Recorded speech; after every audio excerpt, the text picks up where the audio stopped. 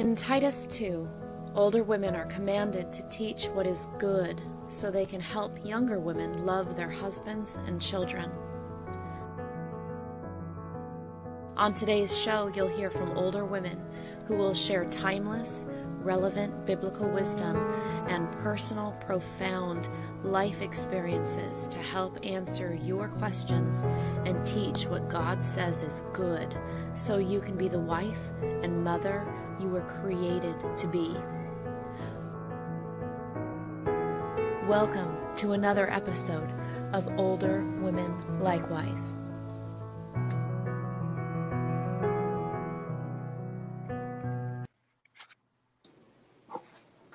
Welcome, ladies.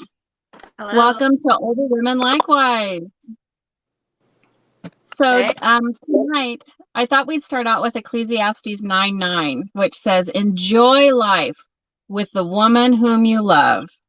And, our happiness is important to God. In fact, I love that he tells the nation of Israel in Deuteronomy 24:5, when a man takes a new wife, he shall not go out with the army, nor be charged with any duty. He shall be free at home 1 year to give happiness to his wife whom he has taken.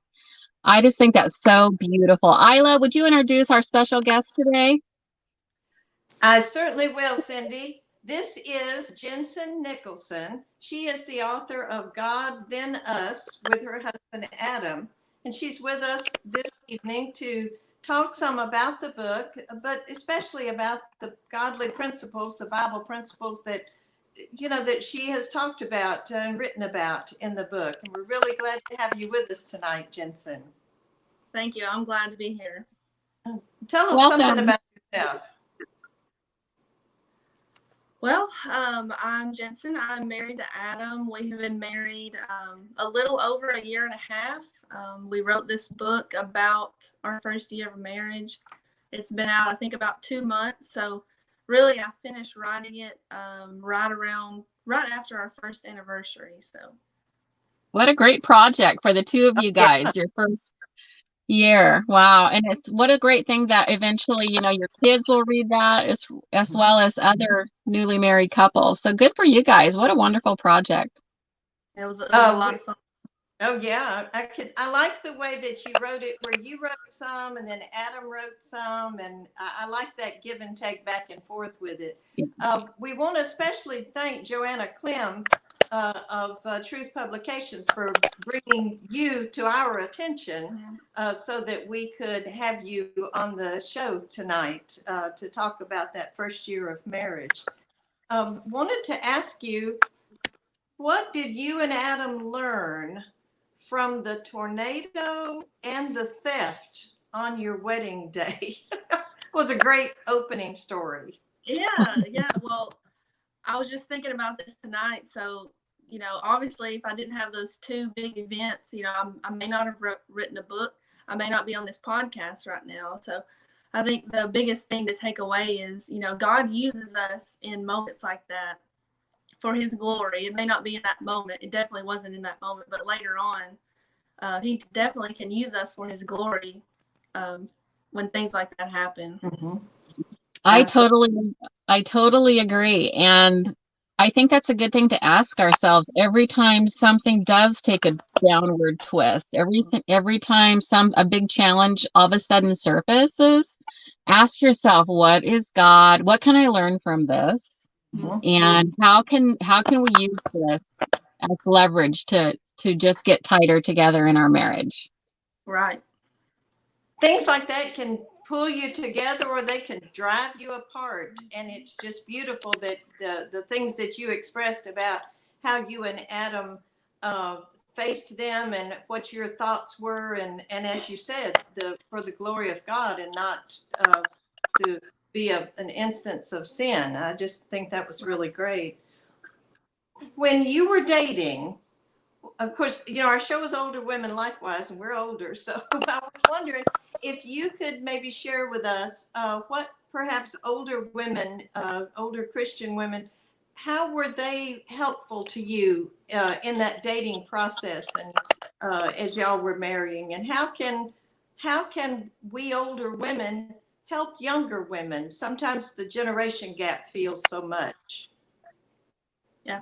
I think my mom and my grandmother really kind of pushed me along the way. They really kept a close eye on me when me and Adam were dating.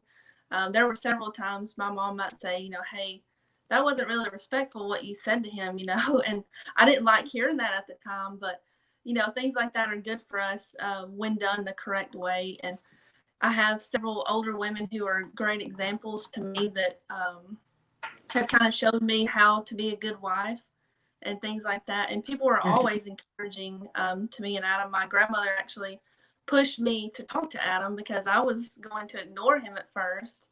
And my grandmother said, you know, he's from a good Christian family, and obviously he goes to church. He loves God. He's a good guy. And she said, I'm going to whoop your tail if you don't go talk to him. So thank you, Nana.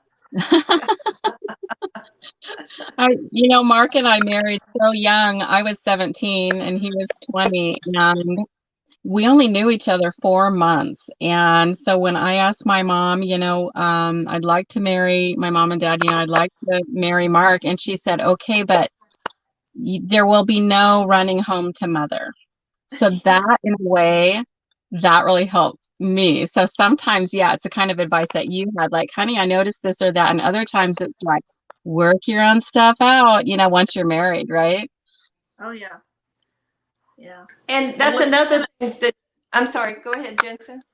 I was just going to say, we have an agreement, that we don't run to our parents when we have an issue. Actually, we don't really run to anybody unless it's, something really serious that we can't solve on our own.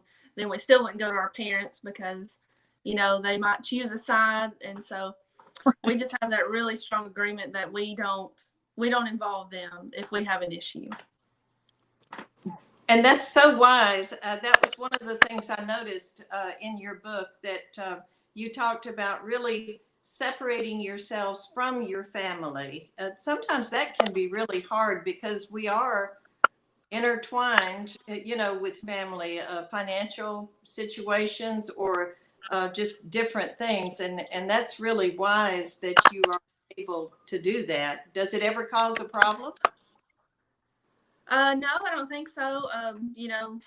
Early on it was a learning process, I think, but I think we've done a pretty good job of separating ourselves, and our parents are really good about just letting us do our own thing. If we ask for advice, they're glad to give it, but they don't stay in our business and tell us what to do and things like that. So I mean, we're thankful for that.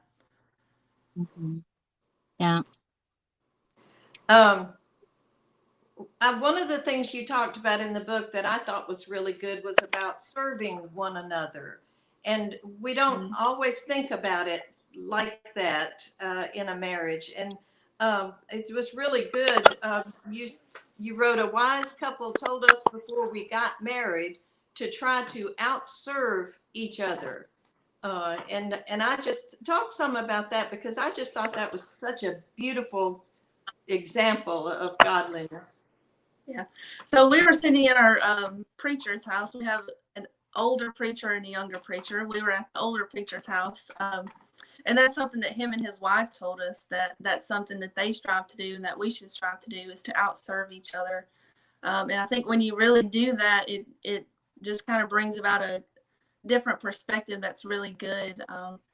And we really do try to do that. A lot of people think that just because I'm the woman, I'm not gonna fix his meals and iron his clothes and all that good stuff. But I enjoy doing things like that. That's one form of me serving him, and I want to do those things. And he does a lot of things to serve me too.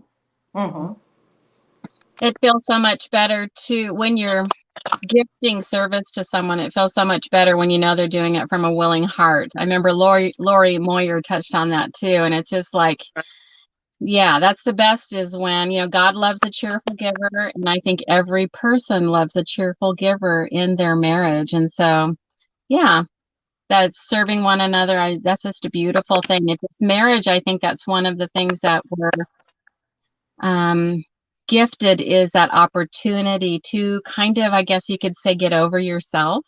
It's part of it's that step before children come. And wow, the amount of selflessness once children arrives. And so marriage is kind of a stepping stone toward that releasing of your own preferences all the time. I just think that's very healthy. Mm-hmm.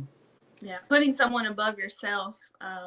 Yeah, It's a game changer in marriage. You should do that with everyone. As a Christian, we put others before ourselves. But I see Adam put me before him every single day, and that means a lot to me. It never goes unnoticed, and I really try to do the same for him, and it just makes a huge difference. I just want to add one other thought to that too, is the value of making the focus of your marriage even bigger than your marriage. And so when both partners are facing outward towards the world, I mean, like, it's not about me, and sometimes it's not even about us. It's like there's no time to waste in conflict, that we're supposed to be saving the world together. And our marriage is about showing the world how God's wisdom is the best. Like, when you live life God's way, that it's such a glory to God, because it's showing like his advice and his inspired word. That's where the answers are, to prevent conflict, to resolve conflict. So I really appreciate your perspective in your book that way. yeah. One of the things Cindy and I were really impressed at, the language of your book, the imagery of your prayers forming, it says forming a barrier around us that is protection from God. I just thought that was so beautiful. And yeah, we really like that. I just thought that was beautiful. I like the way you talked about when you first started, it was awkward. What form, I guess, what's your format? How does it look, So usually we started it like, okay, we're fixing to go to sleep. We're laying in bed, and right before we go to sleep, Adam usually prays for us. He said it was awkward. I didn't know it was awkward for him, but apparently it was. But that has definitely brought us closer. And like I talked about in the book, it's a great thing to have someone that you're so close to that there's absolutely nothing that's off limits to pray for. I don't feel silly about anything. I can ask him to pray for something as simple as, hey, I have a headache, could you pray for that to go away, please? Or just anything. I can go to him. He never makes me feel dumb or anything like that. He just stops what he's doing and praying. And us praying together is really good for us. Sometimes we'll have a disagreement or an argument, and he usually wants to pray. And it's really hard to be mad at someone when they're praying with you and for you. So sometimes I think he does that to end an argument sooner, but that's a good idea, I guess. Cute. Yeah, I think it's an under tapped into resource, prayer. We don't realize sometimes we're working harder and not smarter, and we can work smarter by really asking God for even to change parts of ourselves that are bringing conflict to the marriage. And yeah, having God in your corner and having that as a habit, I mean, the ripple effects of you guys' habit of laying in bed and doing a prayer together, it's almost like a ripple effect of that is of that vulnerability is knowing each other, like what's the thing that's bothering you the most right now in this moment that you're bringing before the throne of God. So I love your example. Like, that idea alone is like worth the price of the book. Not that you made up this idea, but just your example in that. I just really appreciate it. I really liked the part that you talked about Adam being the spiritual leader of your family.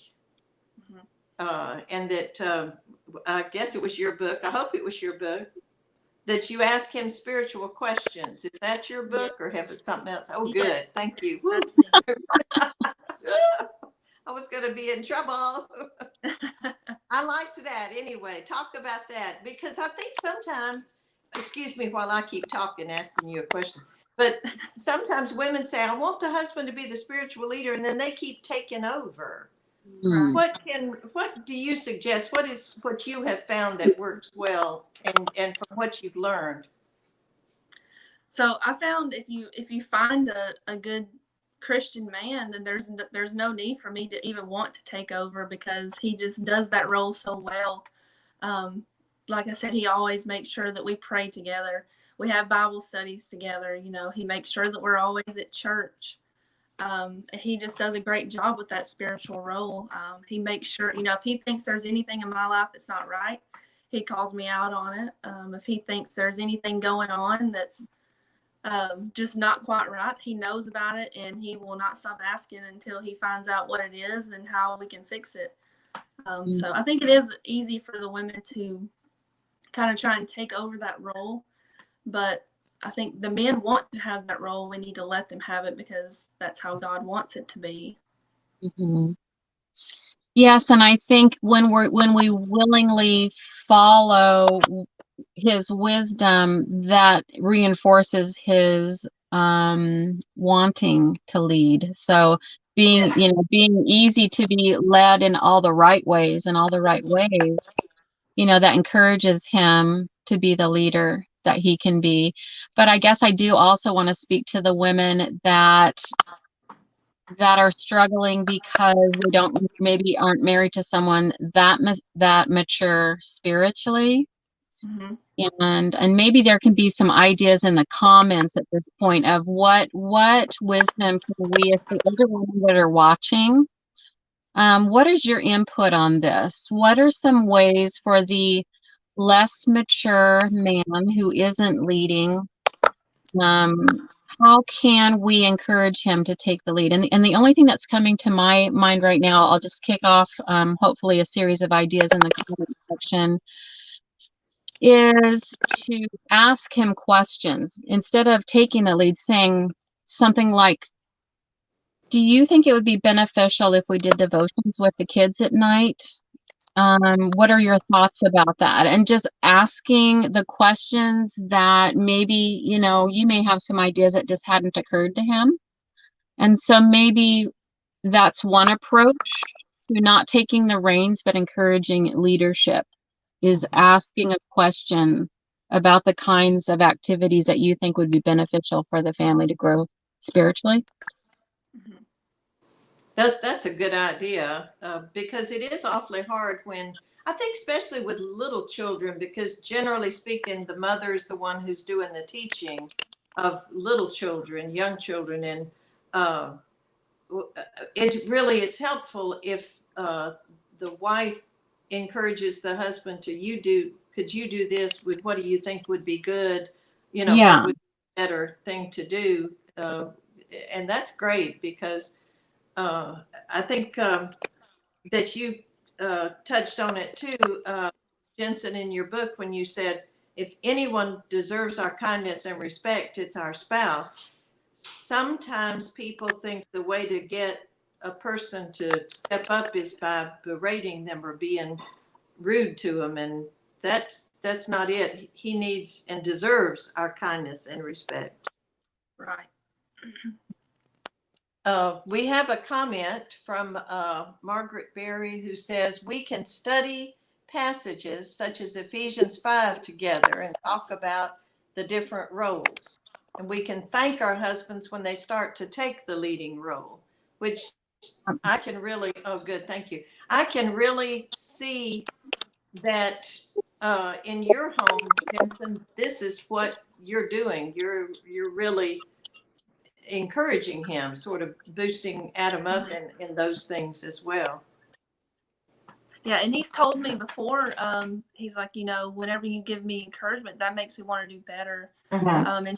And like I talked about in the books, someone gave me that idea. I don't remember where I got that idea from, but that a way to encourage him to be a spiritual leader is to kind of force him to study. And if sometimes you have biblical questions and you go to Google, well, you can ask your husband, hey, what do you know about this? And then that makes him want to open his Bible up and read. And then suddenly having a Bible study together.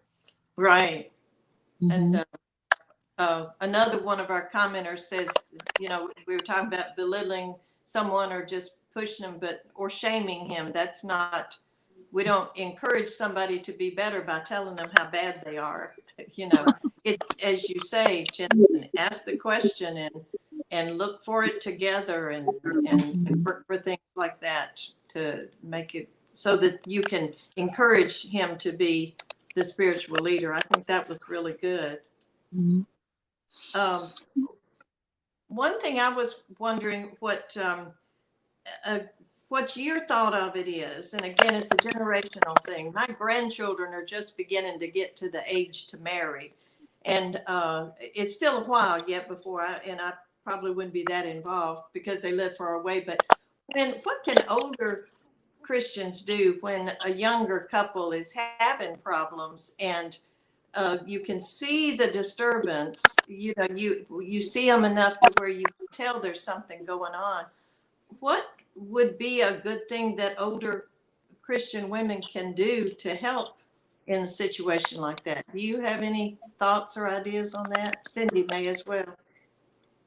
Yeah, so whenever we talked to, we actually sat down with both of our preachers and their wives, and they both told us at separate times, you know, if you have problems in your marriage, we want you to come to someone like us because we can sit down with you and we can figure out the problem, and we're not going to take sides. We're not going to talk down on either one of you. We're not going to judge you. So I think that's important, is to have someone who is unbiased that you can go to and really tell the whole truth, and they're not going to tell other people, and they're not going to judge you, and they can really help you just fix the problem that's there. I love how you're saying that you both go. So I think that's the best. You know, unless it's the only exception to that is in some kind of domestic violence situation that needs to be separate counseling. But any other case, I love that the person is there, you know, that you're together and you've heard the counselor say the same things, or the advisor, you know. So I think there's a lot of wisdom in that, because you can kind of debrief on your way home and say, remember when he said this and that? What do you think of that? Or I'm not sure if this fits in here, but one of the best advice that I heard was, we used to do marriage classes. We would use the Gary Smalley series called Hidden Keys to Loving Relationships. And he had this idea where you kind of take an inventory. And so you go like, on a scale of 1 to 10, how would you rate our marriage? And you could do that like, how are we doing spiritually? How are we doing with communication, romantic bonding, home life, finances, children? Like on a scale of 1 to 10, how do you feel we're doing? And what would it take to bring it closer to a 10? So that seemed to be something that was really preventative on conflict. And that really stuck with me. So I often share that idea that we learned from the Gary Smalley video series. Yeah, we have a book too. It's by Sean Bain that we're doing in our Wednesday night Bible class. Okay. It has a very similar thing where you rate things. And so me and Adam kind of did that separately. And then we kind of came together to see if we had the same scores. And we did, thank goodness. Yeah. I think that is a really good tool. Yeah. Just to really take inventory and evaluate and like, well, what ideas, you know, and because sometimes it won't come up naturally. You almost have to invite it to come up. We have a couple that we're close to. Every anniversary, they have that as part of like, okay, they go out to dinner, but they're like, let's look at every aspect of marriage and in what ways could we bring it up to a 10. Those are really good suggestions. I really do like those. We are going to, I think we've pretty much covered, without reading your book aloud, Jensen, we really have covered a lot of what you've talked about in your book. I really enjoyed the reading of it, and I'm glad to have a copy to give to one of my grandchildren, hopefully, way down the road when somebody decides to get married, because I think it's really great advice. It's good practical advice, and it's good Bible advice as well. We're planning to give away one of the books, a copy of Jensen's book, to one of our viewers, and just somebody who wants to have it, just take dibs on it. Tell us we need it. We can use this. We're the ones that want it. Call us. So we just put it there in the contacts for us, and then we'll get in touch with you so that we can get the address to mail it to, in the United States only. We only can mail it in the United States. So just And it's just the first person, right? The first yeah, person who dibs it gets first it. person who takes dibs on it. Oh, we've got one. I would love a book. So all right. So we've got somebody Bingo. who wants a copy. All right. So that Yeah. is great. We'll get that sent out to you. We want to, again, be sure that our readers know that here's a good book. It would be good for you to read. If you're a young married, it would be a really good book for a gift that you might give to somebody, because the more godly biblical literature we have in our homes, the better all the way around. I really think so. It's available. I think it's Spirit Publishing. Spirit Building is the publisher, but it's available at Truth Publications. And again, we thank Joanna Clem for putting us in contact with you. I know before we go, or as we close out, Cindy's got some things that she wanted to add from an older woman's perspective about marriage. So Cindy, we'll let you talk a little bit, and then I'll finish it up. All right. Sounds perfect, Isla.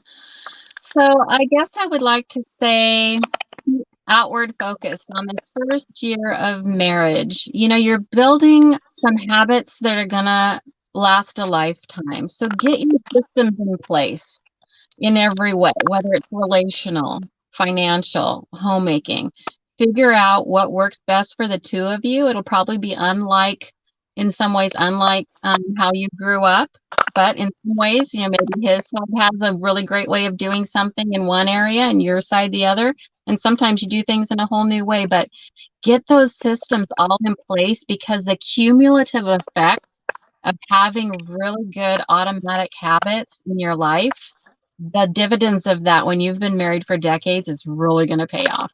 So I had that. And like I said, be outward focused by being involved in the lives of those in your local congregation. So yes, tending to each other's needs, but really both of you facing outward and making a difference in the world, making a difference in your congregation. That is a beautiful, beautiful thing.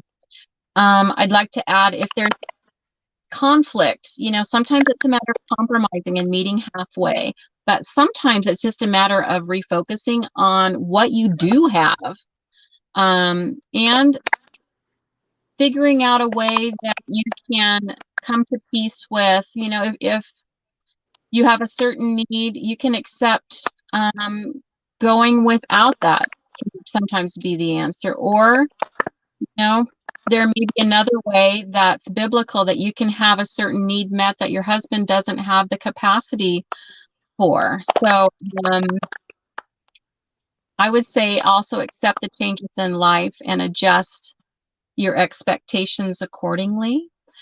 And then lastly, I would say gratitude goes a long way. Remember how you felt the years that you were waiting to meet your husband, and tap back into that perspective to help you again view your husband like the priceless gift that he is, and choose the words and the actions toward him that will leave no doubt in his mind how much you adore and respect him.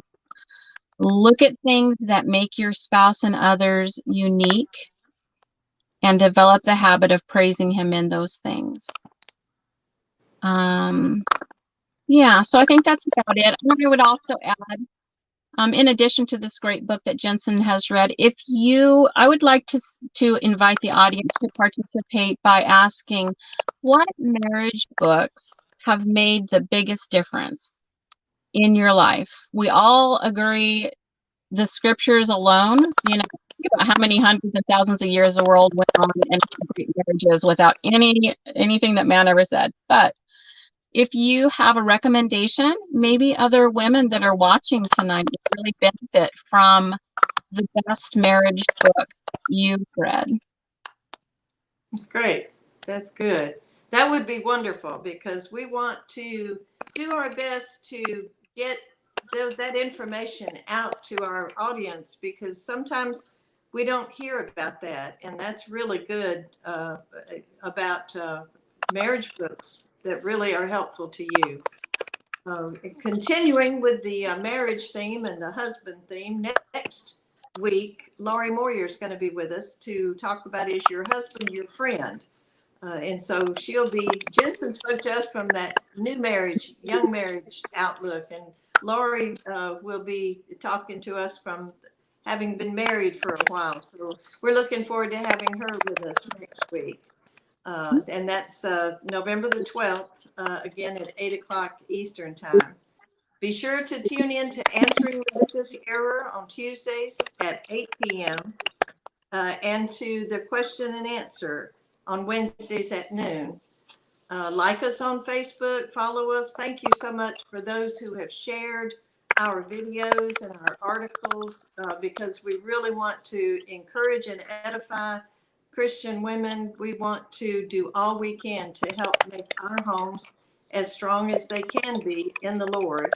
And we appreciate so much all that you have done to help us to get the word out. Cindy, anything else you'd like to say? I just want to say thank you, Jensen.